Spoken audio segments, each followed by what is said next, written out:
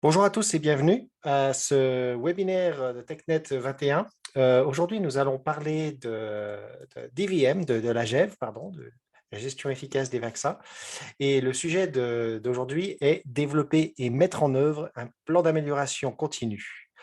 Je suis très heureux d'accueillir aujourd'hui nos grands experts sur le sujet. Donc, nous avons Adama Sawadogo, Ahmed Idrissa Traoré et Modibo Diko. Modibo Adama qui représente le Balanzan Institute, Ahmed Idrissa Traoré qui représente l'UNICEF, et nous avons Gérard Bassim Bokoa qui représente le Togo. Cette session est intégralement en français. Elle est enregistrée, donc nous partagerons les liens vers la vidéo par email, ainsi que vers la présentation. Et nous avons aujourd'hui une session un tout petit peu plus courte que d'habitude, elle fera 55 minutes, et je crois que c'est à peu près tout. Je voudrais aussi rappeler que la semaine prochaine, nous avons la dernière session de cette série de webinaires sur la GEV, et le sujet sera renforcer les chaînes d'approvisionnement des vaccins avec l'outil d'évaluation de la gestion efficace des vaccins. Ce sera mardi prochain à la même heure. Je laisse la parole à Modibo, je crois. Modibo, le micro est à toi. Merci Alex. Bonjour, bon après-midi, bonsoir les amis, en fonction de là où vous êtes. Nous allons donc voir ensemble cette présentation sur le développement et la mise en œuvre des plans d'amélioration continue de la GEV. Suivant. Alors, il faudra changer d'esprit pour la GEV 2. Suivant. En effet, on passe d'une focalisation sur l'évaluation à un processus d'amélioration continue selon la roue que vous voyez, qu'on appelle la roue de Deming ou bien le cycle de Deming, où l'on commence par évaluer, ensuite on planifie sur la base des résultats de l'évaluation, on met en œuvre, on suit l'exécution et après on réévalue. Suivant. Alors là, on donne plus de détails sur les différentes étapes de cette roue de Deming, le cycle d'amélioration continue, mais il est rare qu'un seul cycle suffise à atteindre les résultats suivants.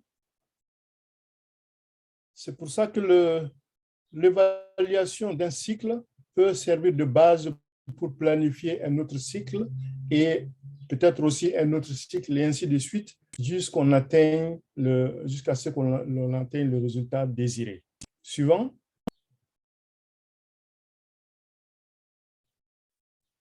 Suivant. Alors, pour développer le PAC, il faut d'abord mettre en place une équipe de planification. Et cette équipe de planification va s'atteler à élaborer une vision et un calendrier d'élaboration du PAC. L'évaluation de la GEV sera l'ingrédient principal de ce travail, mais il ne sera pas le seul.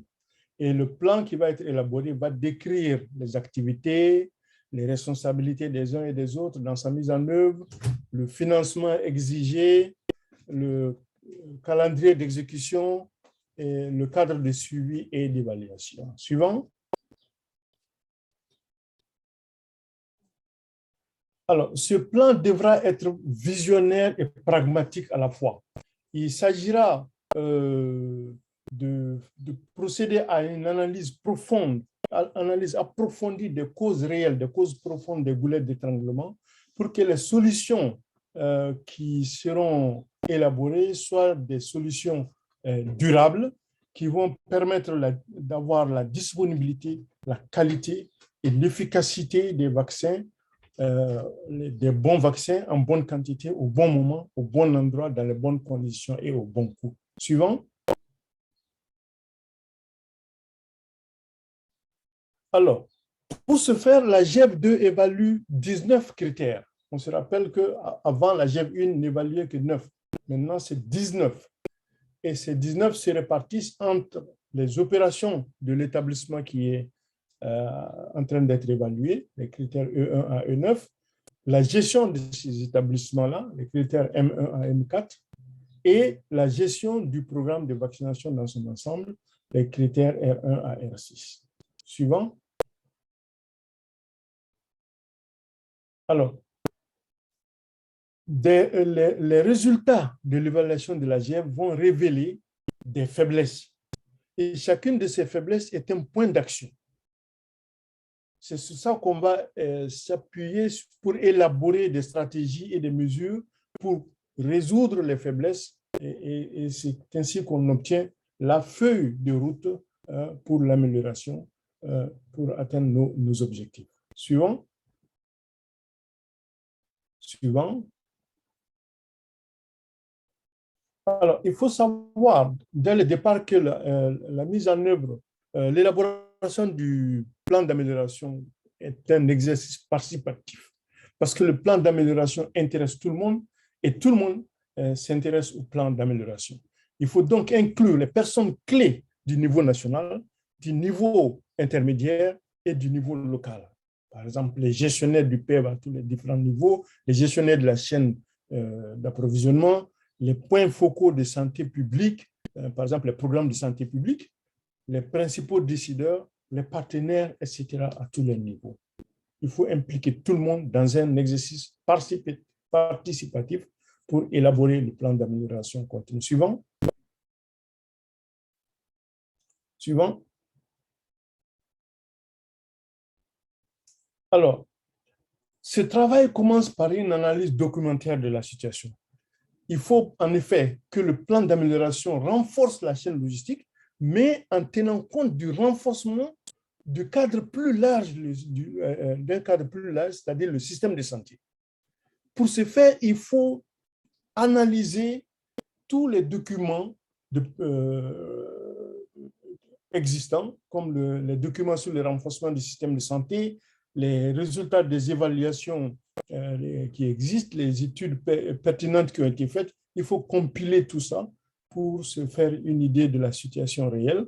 Et il faut aussi examiner les plans qui existent, les plans mondiaux, les plans régionaux et les plans nationaux, par exemple comme le plan national de développement sanitaire.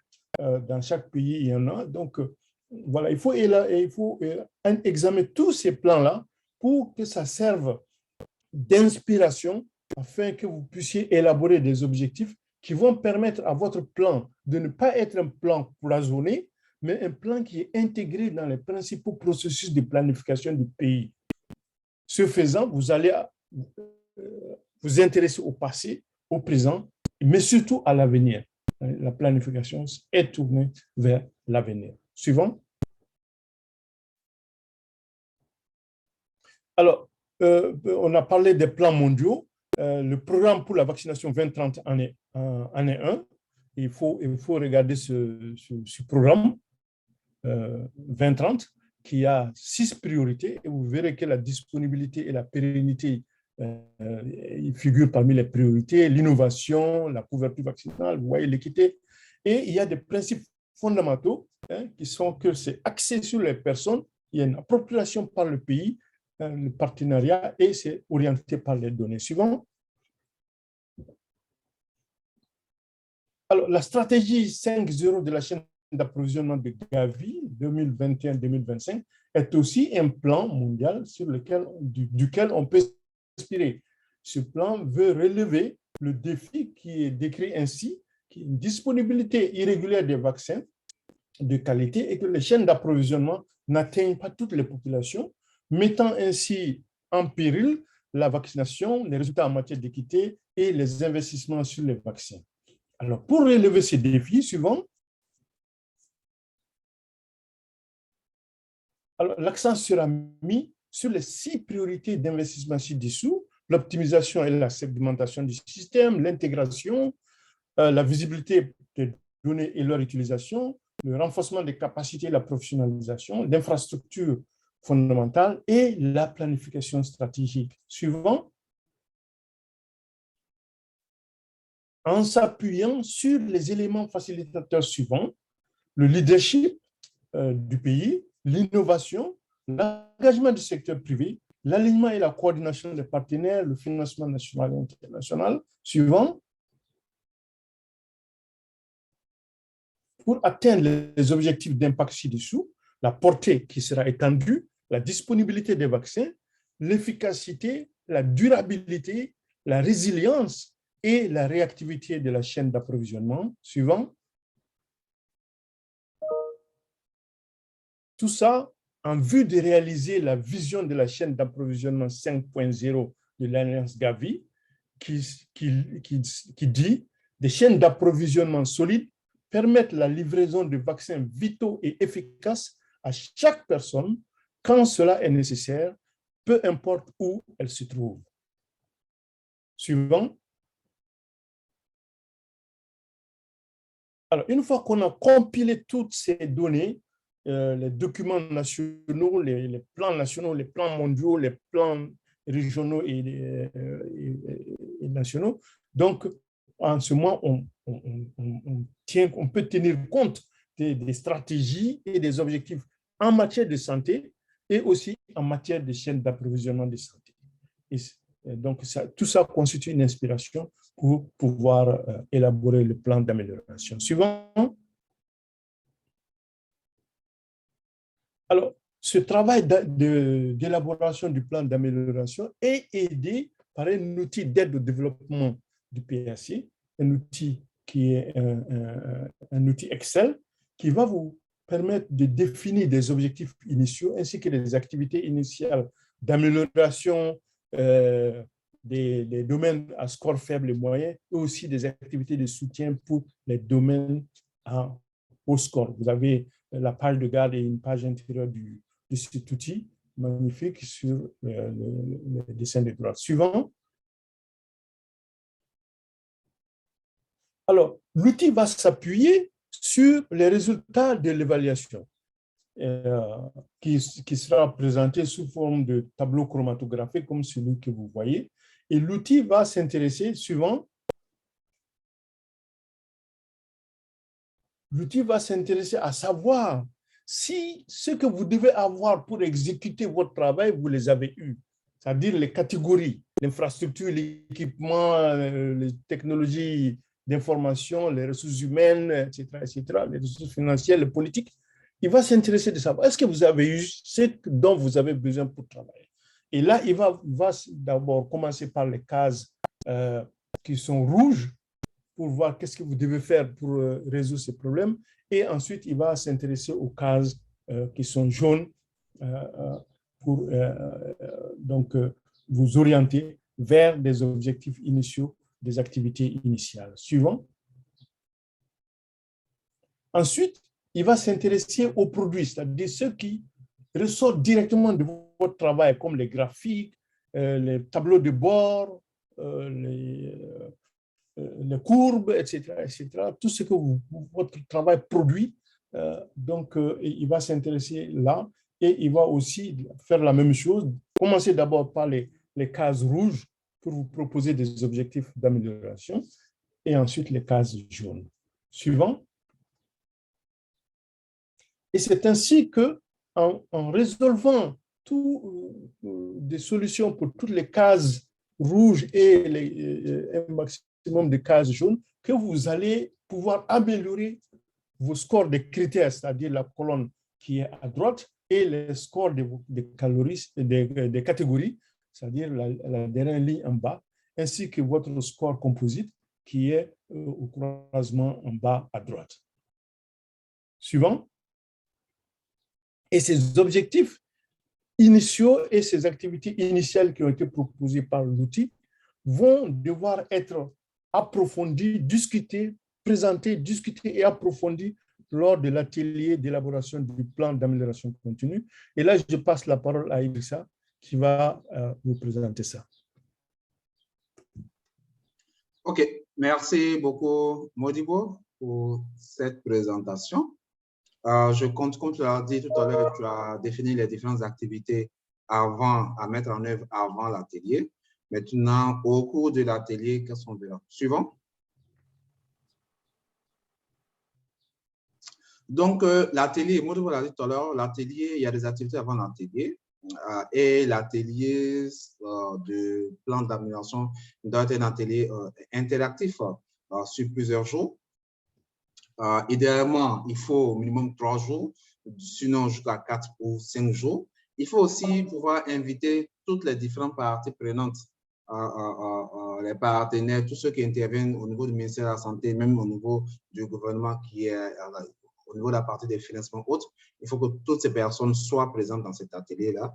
Il faut aussi pouvoir organiser l'atelier en petits groupes de travail et pour chaque groupe avoir des thématiques bien précises pour que chaque petit groupe puisse travailler dessus et ensuite avoir des sessions plénières pour pouvoir contextualiser les différentes causes et les boulots de traitement.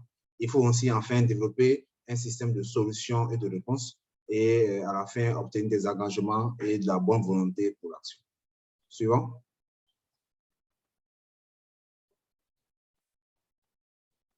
Comme je l'ai dit, l'atelier durera en 3-4 jours. On a proposé un agenda générique pour l'atelier avec des thématiques pour chaque jour. Donc, sur cet agenda générique sur 4 jours, on a pour le jour 1 un aperçu, on aura un aperçu global des différentes stratégies au niveau mondial, tant régional et national sur la chaîne d'approvisionnement des produits de santé, et aussi pouvoir faire un aperçu des résultats de l'AGF et plus ou moins une introduction aux activités initiales développées. Comme Modibo l'a dit tout à l'heure par rapport aux activités initiales qu'on a engagées avant l'atelier. En jour 2, on va rentrer en profondeur avec une analyse des causes profondes des intrants, des produits, de la performance et des différentes notes globales. Ensuite, il faudra faire un examen des activités d'amélioration pour ces intrants, ces extrants et la performance. En jour 3, il faut pouvoir développer la vision et les objectifs stratégiques de la chaîne d'approvisionnement nationale, finaliser ces objectifs-là et aussi identifier les ressources nécessaires, les différents délais et assigner les différentes responsabilités. Et en jour 4, il faut pouvoir faire un plan de mise en œuvre, de suivi et d'évaluation même de ce plan d'amélioration continue. Et aussi, il faut pouvoir identifier les responsabilités multipartites. Suivant. Comme on l'a dit, en jour 2, jour 3, identifier les causes profondes. Identifier des causes profondes se baserait sur la méthode des 5 pourquoi. Donc, on a un problème, il faut pouvoir identifier les différentes causes profondes de ce problème-là et l'analyse des causes profondes de ce problème. On pourra, après l'analyse, pouvoir déterminer les différents changements à apporter. Donc, on aura les 5 pourquoi et à la fin de ces pourquoi, on aura les solutions aux différents problèmes. Donc, au niveau des différentes sessions de travail, les participants doivent pouvoir interpréter les résultats et les différents tableaux en vraiment diagnostiquant à la fois la racine du problème et aussi, en fait, la racine du problème aussi peut être aussi un point de départ au niveau de l'action. Suivant. On prend un exemple ici pour vous montrer comment pouvoir faire cette analyse des causes profondes des problèmes. Si, par exemple, on a un problème qui est le manque de véhicules de transport pour amener les différents techniciens au centre de santé, donc de ce problème, on peut dire que le premier pourquoi il y a ce manque, c'est que de nombreux véhicules sont en panne. Et pourquoi de nombreux véhicules sont en panne? Parce qu'il y a des pièces de rechange qui ne sont pas disponibles. Et pourquoi les pièces de rechange ne sont pas disponibles? Pourquoi? Deux solutions. Une insuffisance de fonds alloués à l'achat de ces pièces de rechange, ou bien le processus d'achat des pièces détachées n'est pas basé sur la prévision des besoins du programme. Donc, vous voyez, au niveau de ces 5, de cette fin, pourquoi on a des solutions, en fait, au troisième pourquoi on aura des solutions, c'est que les besoins des fonds et le processus d'achat. Ensuite, on peut avoir aussi un autre pourquoi, c'est que d'autres programmes utilisent des véhicules. Et pourquoi d'autres programmes utilisent des véhicules? C'est parce qu'il y a un manque de véhicules pour tous les programmes. Et aussi, il y a un manque de coordination entre les différents programmes sur le moment d'utiliser ces véhicules. Donc, comme vous voyez, ce problème de manque de véhicules, on a identifié 5 points d'action, non, 4 points d'action sur lesquels on peut se baser pour pouvoir résoudre. Next. Toujours au niveau de l'atelier, quand on identifie les différentes causes problèmes en fait, qui abordent les couples qui peuvent aborder les différents au niveau du système de santé, il faut aussi, en fait, au niveau de l'atelier, des résultats peuvent émerger pour pouvoir contribuer au renforcement du système de santé au niveau national. Donc, l'atelier, ce n'est pas seulement qu'au niveau de la chaîne d'approvisionnement des vaccins, mais des résultats aussi peuvent sortir pour pouvoir améliorer le système de santé. Donc, il faut pouvoir, comme on l'a dit, avoir toutes les parties prenantes et pouvoir travailler en collaboration avec le département des finances, des ressources humaines, des systèmes de gestion de l'information. Suivant. Modibo l'a présenté tout à l'heure, il y a un outil de développement du plan d'amélioration continue pour pouvoir consolider le plan d'amélioration continue. Donc, dans cet outil, il faut pouvoir identifier la vision, il faut pouvoir identifier les différents objectifs, il faut pouvoir aussi avoir des activités affinées. Des objectifs affinés, il faut aussi identifier les différentes besoins en ressources et délais et aussi avoir une procédure de mise en œuvre et de suivi. Suivant. Maintenant, après l'atelier, on a pu identifier, en fait, on a pu avoir notre plan d'amélioration continue avec toute la vision, tous les différents objectifs, toutes les différentes stratégies, les moyens mis en œuvre pour pouvoir maintenant mettre en œuvre ce plan. Suivant. Pour la mise en œuvre de ce plan, c'est de pouvoir mettre en œuvre les différentes activités, les différentes actions énumérées dans ce plan. Donc, il faut pouvoir mettre en œuvre ces différentes activités-là. Donc, au niveau de chaque, à chaque niveau de la chaîne d'approvisionnement, tant du niveau national qu'au niveau périphérique, il faut mettre en œuvre ce plan d'amélioration opérationnelle. Suivant. Comme on l'a dit, le plan d'amélioration continue, en fait, doit être mis en œuvre sur 3 ou 5 ans. Donc, il faut pouvoir maintenant monitorer est-ce que ce plan-là, il faut monitorer les performances, est-ce qu'on a su la bonne ligne. Suivant. Donc, pour pouvoir monitorer, il faut pouvoir faire des évaluations ciblées. Donc, la dernière partie, la dernière étape du cycle consiste à pouvoir faire ces différentes évaluations-là et pouvoir valider la reçue des changements que vous souhaitez réaliser par le biais des différentes tâches de mise en œuvre du plan. Il faut aussi pouvoir examiner et rendre compte des différents progrès réalisés par rapport aux activités planifiées et aussi pouvoir monitorer les réactions et les résultats. Donc, mais quel que soit l'impact du plan, il faut pouvoir réévaluer la chaîne d'approvisionnement des vaccins dans 3 ou 5 ans. C'est qu'il faut pouvoir refaire encore une IGF dans 3 ou 5 ans. Suivant.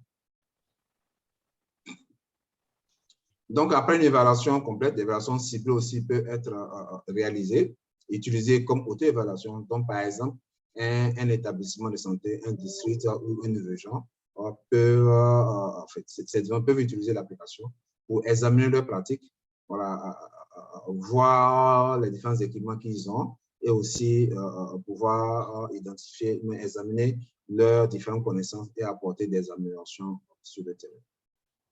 Suivant.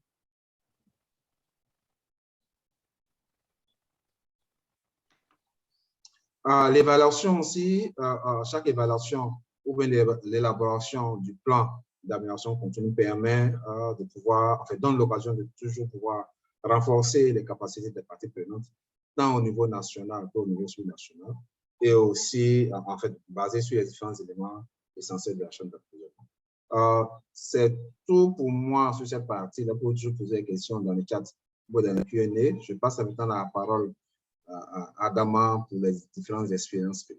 Je vous remercie.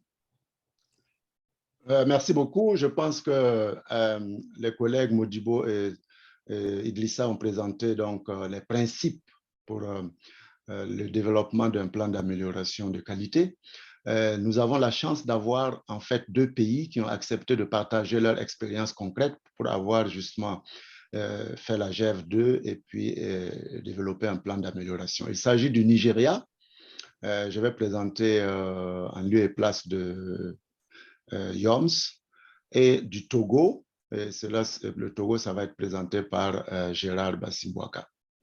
Alors, pour le Nigeria, suivant, il s'agit en fait de leçons apprises et les meilleures pratiques sur l'ensemble de la GEF2, qui, comme vous le savez, est un processus qui comprend l'évaluation et qui va jusqu'à la mise en œuvre et le monitorage donc, des activités de mise en œuvre.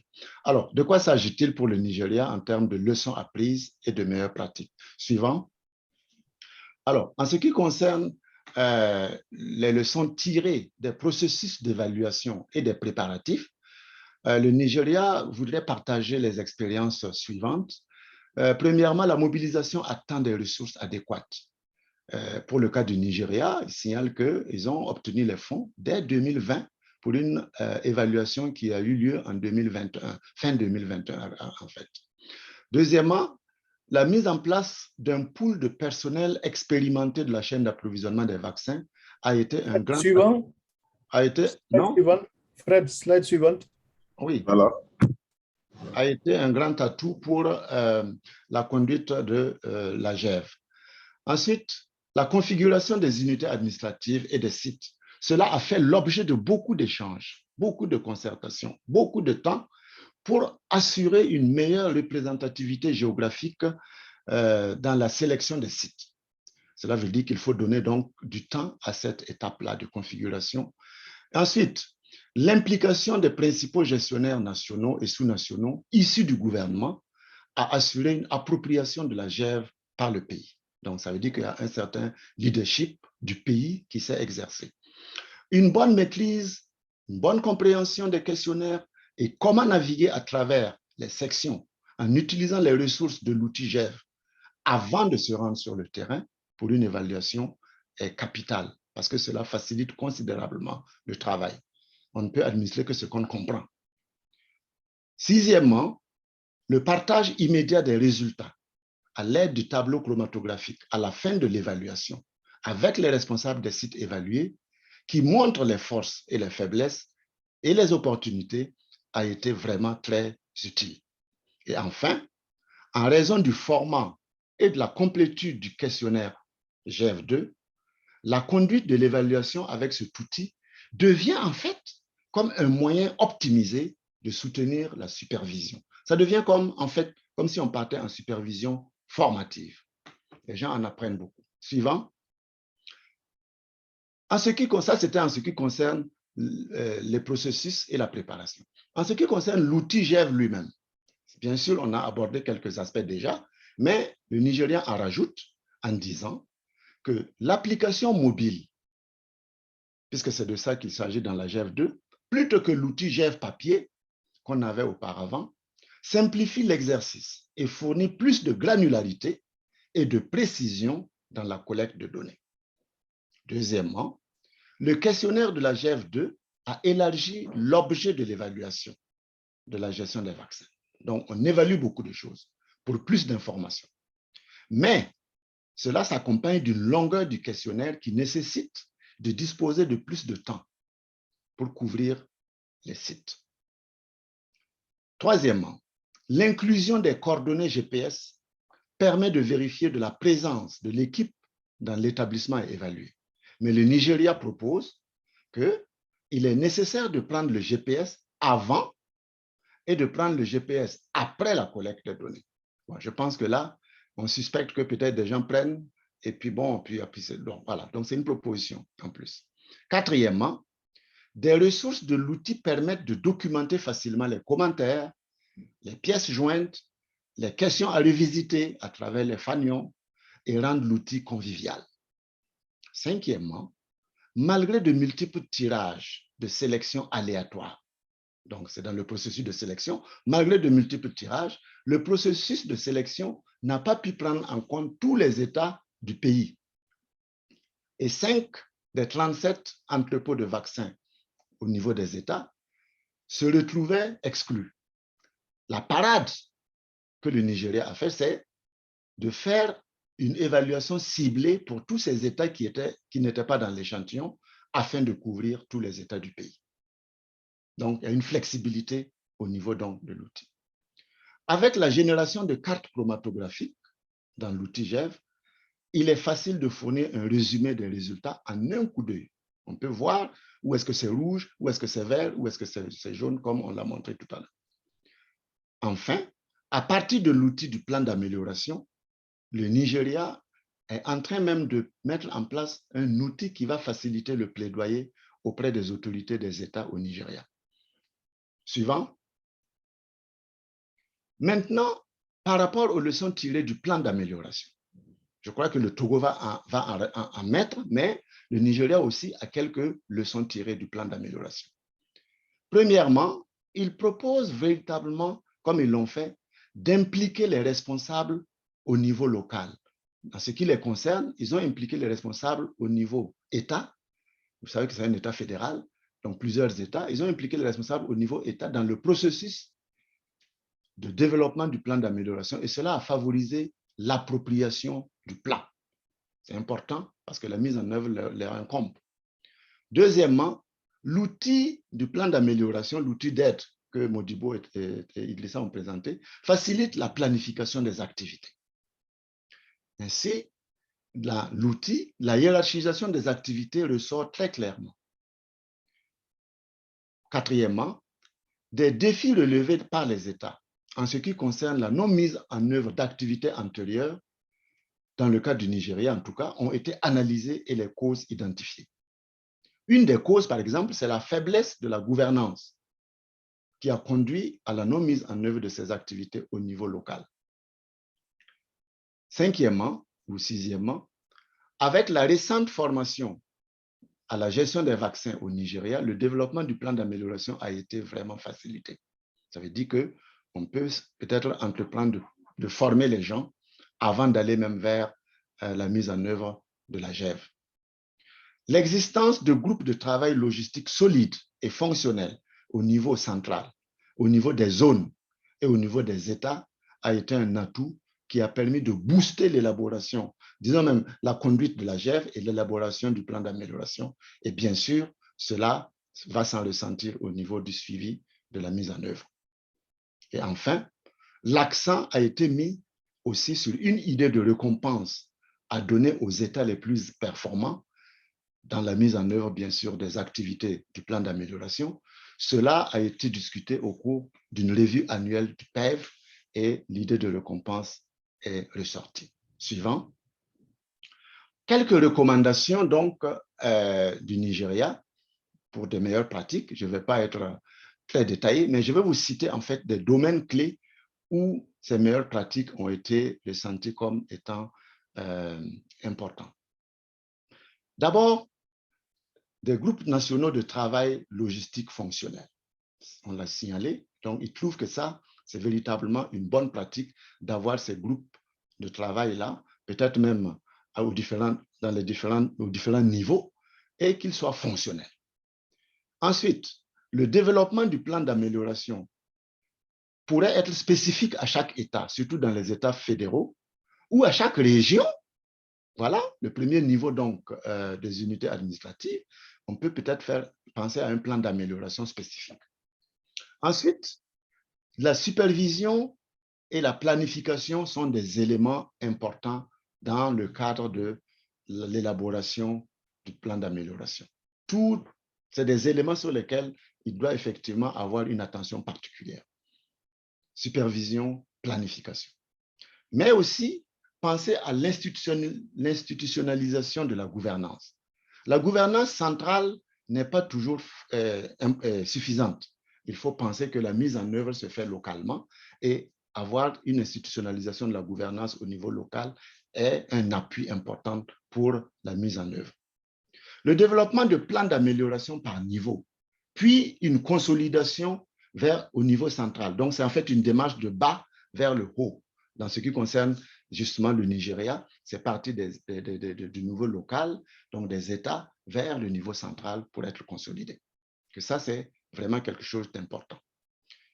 L'intégration, je pense que Modibo l'a dit au cours de du développement de son propos, l'intégration du plan d'amélioration avec d'autres plans nationaux pour créer en fait des synergies.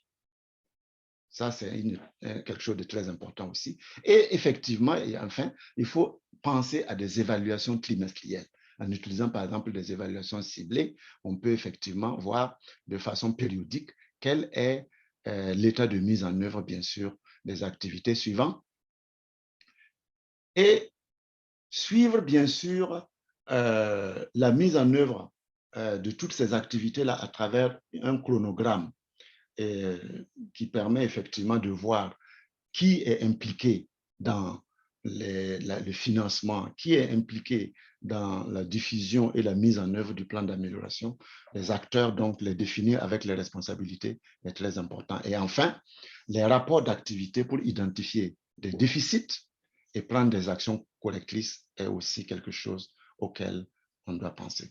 Je pense que l'expérience du Nigeria elle se termine là et je vais passer la parole à mon collègue Gérard Bassimbouaka pour l'expérience du Togo. Merci, Adama. Je tiens à vous dire que nous sommes très fiers de participer à cette webinaire où le Togo a participé avec succès à l'évaluation 2.0. Donc, je le prends au nom de M. Bassimbouaka Gérard, je suis chef section logistique et le gestionnaire de la 2.2 au Togo. Suivant. Slide suivant. Alors ici, c'est pour vous montrer l'équipe qui a beaucoup travaillé. Et nous tenons à remercier M. Solo, Adama et Atemene qui ont coaché le pays dans ce processus.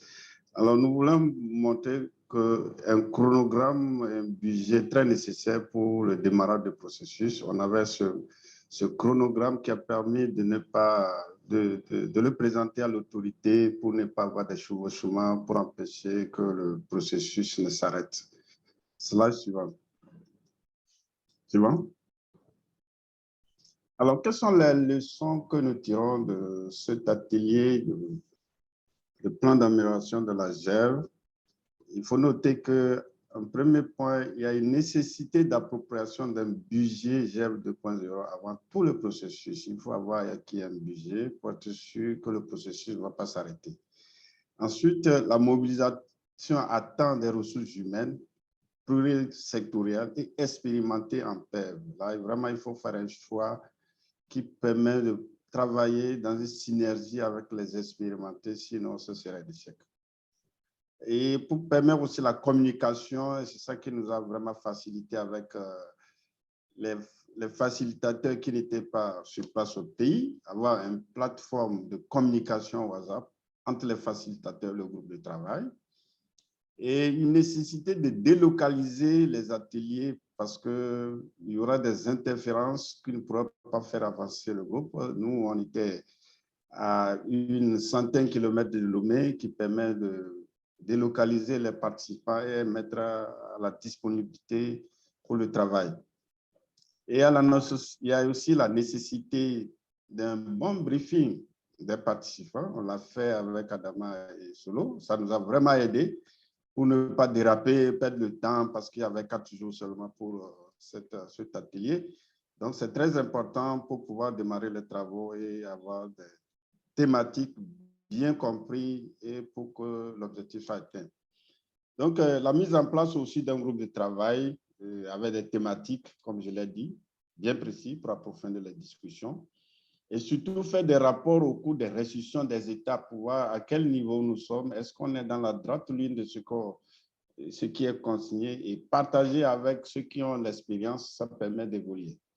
Il faut dire aussi que l'outil de plan d'amélioration facilite la planification des activités, comme les prédécesseurs l'ont dit, et ça nous a trop facilité. Il n'y a pas à réfléchir à long terme pour pouvoir trouver les activités, parce que l'outil vous oriente vers ces activités qui sont facilement définissables. Slide. Diapo. Alors, toujours les leçons, il y a une organisation de la participation avec l'appui à la distance des facilitateurs non résidents, à l'atelier et aux restitutions des étapes de travaux, comme je l'ai dit. La nécessité d'une bonne plateforme de communication, surtout un bon débit d'Internet pour l'appui à distance des facilitateurs non résidents. Je parlais d'Adama, Solo et Atemene qui nous ont appuyés dans ce processus. Ça nous a beaucoup facilité, puisque certains n'étaient pas disponibles, il fallait qu'on communique à tout le moment.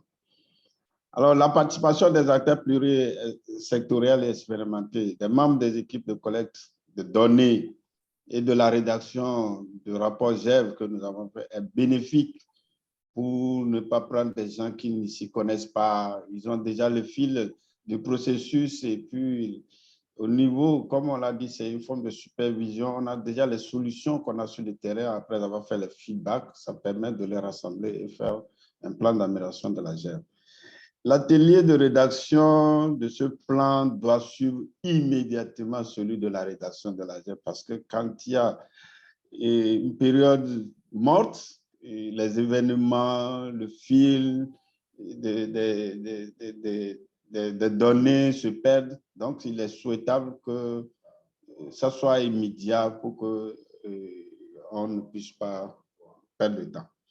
Il y a aussi la nécessité de développer un leadership efficace pour la réussite de ces travaux. Ça, c'est très important. Il fallait que le groupe ait un leadership qui pourra conduire les groupes et les orienter pour qu'on gagne du temps et avoir l'objectif de ce qu'on veut. Le dynamisme aussi du groupe dans les échanges, surtout les discussions internes pour la réussite. Bon, nous n'allons pas nous inventer parce qu'on a eu cette équipe très, très dynamique au Togo. Et ça nous a permis de sortir un travail très efficace, selon moi. Ensuite, slash, diapo. Alors, nous avons aussi pensé à certaines recommandations qui ne n'est pas faites. Donc, une briefing des membres des équipes d'élaboration de plans d'amélioration GEV sur la vision stratégique du PEV et sur les résultats de la GEV ainsi que les résultats de d'autres rapports et études permanentes avant le démarrage des ateliers, très important. Oui, ça, c'est vraiment... Nous avons eu cette expérience, ça nous a permis de ne pas aller à côté et d'aller juste dans le but du sujet. Et ne pas oublier aussi d'insérer dans les budgets de la GEV les frais comme ceux d'impression des documents. Souvent, nos documents restent sans impression. On n'arrive pas à les vanter auprès des partenaires parce que ça, vous avez un document qui est déjà relié, on peut le passer à un partenaire qui peut le lire et puis ça permet de diffuser rapidement. Et il faudrait qu'on pense à tous les budgets de GEV pour qu'on implique, pour mettre ce budget. Il faut aussi documenter les meilleures pratiques, comme on le dit, du processus de préparation et la mise en œuvre de préférences pour les autres GEV. Et enfin, de renforcer les capacités des membres des groupes nationaux logistiques que nous avons ici, et surtout pour la mise en œuvre et le suivi des activités d'amélioration de la GEV.2. Donc, une fois encore, merci pour avoir demandé au Togo de présenter. Ça vraiment nous a une source de motivation pour nous et nous pensons que pour les meilleures fois, pour les prochaines fois, ces recommandations seront mises en place pour effectivement réussir la GEV dans toute cette forme. Je vous remercie et à vous. Merci beaucoup, Gérard. Merci beaucoup, tout le monde. Vous pouvez poser vos questions d'ores et déjà. Je ne vois qu'une seule question pour l'instant. Alors, on va commencer par celle-ci. À quand la GEV2 au Tchad? Adama, peut-être? Est-ce que tu aurais une vision ou peut-être Solo? Je ne sais pas. Je vais essayer. Ouais, vas-y, Solo. Oui, merci Ali pour la question. Je pense que la coordination de la conduite des GEV dans les pays se fait au niveau des bureaux interpays d'appui technique de l'OMS et de l'UNICEF et des bureaux régionaux de l'UNICEF. Donc, je pense que Ahmed Idrissa est là. Donc, je pense qu'il faudrait que vous approchiez l'OMS et l'UNICEF, ces bureaux régionaux ou sous-régionaux de l'OMS et de l'UNICEF, pour finalement vraiment engranger le processus et vous mettre maintenant quel appui serait nécessaire pour faire ce travail-là. Je pense que ça, c'est à mon niveau. Donc, je pense qu'Idrissa, si tu as des dates déjà, un planning déjà, donc tu peux peut-être le communiquer. À vous. Merci.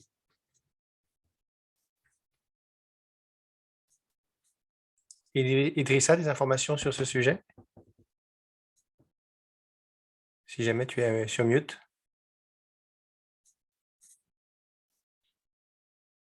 Bon, on n'entend pas Idrissa. J'aurais une question supplémentaire, Solo. Qui peut faire la demande? C'est le PEV, puisque le PEV, en fait, c'est elle qui gère la chaîne d'approvisionnement du vaccin ou de la vaccination. C'est le directeur du PEV qui mandate soit le logiciel national pour faire cette demande, ou bien la demande peut être suscitée au sein du PEV lui-même. Le logiciel dit, ah, nous avons appris à travers les webinaires qui sont très bien faits, nous avons apprécié et nous aimerions être impliqués dans ce processus-là.